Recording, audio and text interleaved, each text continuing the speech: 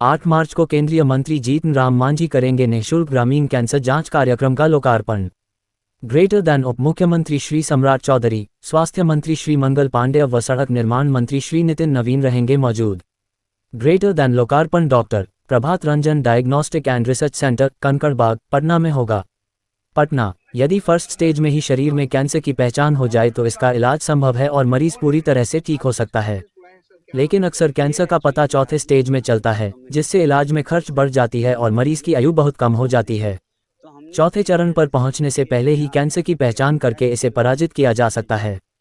बिहार में इसी उद्देश्य को प्राप्त करने के लिए भारत सरकार के सूक्ष्म, लघु व मध्यम उद्यम मंत्री भारत सरकार श्री जीतन राम मांझी, उप मुख्यमंत्री बिहार श्री सम्राट चौधरी, स्वास्थ्य मंत्री बिहार श्री मंगल पांडेय, पथ निर्माण मंत्री बिहार श्री नितिन नवीन द्वारा 8 मार्च 2025 को doctor Prabhat Ranjan diagnostic and research centre, Patna, Kankarbagh स्थित केंद्र पर क्रमशः निःशुल्क ग्रामीण कैंसर जांच कार्यक्रम, ग्रामीण कैंसर स्क्रीनिंग कार्यक्रम के लिए समर्पित नए ऐप, बिहार का पहला स्लीप इंस्टीट्यूट का लोकार्पण व ऑन्कोमीट 2025 उद्घाटन करेंगे। भारत का पहला निःशुल्क ग्रामीण स्क्रीनिंग कार्यक्रम, नया मॉडल का बिहार के 45,000 गांवों के लिए लोकार्पण मुख्य अतिथि भारत सरकार के सूक्ष्म, लघु व मध्यम उद्यम मंत्री श्री जीतन राम मांझी करेंगे। प्रधानमंत्री डिजिटल इंडिया कार्यक्रम के तहत ग्रामीण कैंसर स्क्रीनिंग कार्यक्रम के लिए समर्पित नए ऐप का लोकार्पण बिहार के उप मुख्यमंत्री श्री सम्राट चौधरी करेंगे। बिहार का पहला स्लीप इंस्टीट्यूट का लोकार्पण बिहार के स्वास्थ्य मंत्री श्री मंगल पांडेय करेंगे और ऑन्कोमीट 2025 का उद्घाटन पथ निर्माण मंत्री श्री नितिन नवीन करेंगे। इस अभियान को 3 वर्षों में बिहार के सभी 38 जिलों के लगभग 45,000 गांवों के 8,387 पंचायतों में चलाया जाएगा, जिससे हजारों लोगों को लाभान्वित होंगे।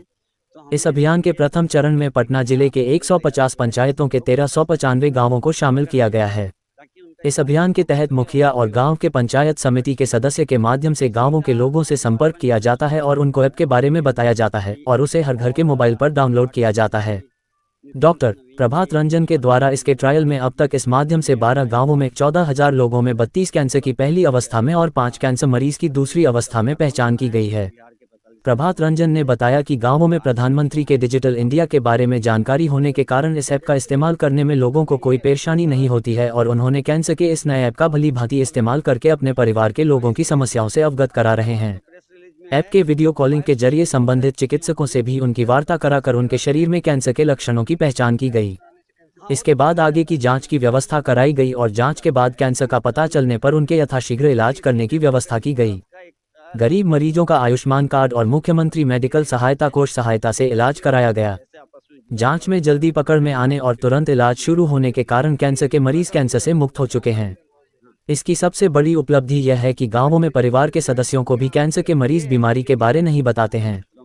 इस जागरूकता अभियान के कारण वे डॉक्टरों से डायरेक्ट बात करने में सक्षम हुए और उनकी इस सोच में कि इसे छिपाए रखना है और यह ठीक नहीं होने वाला है बदलाव आया।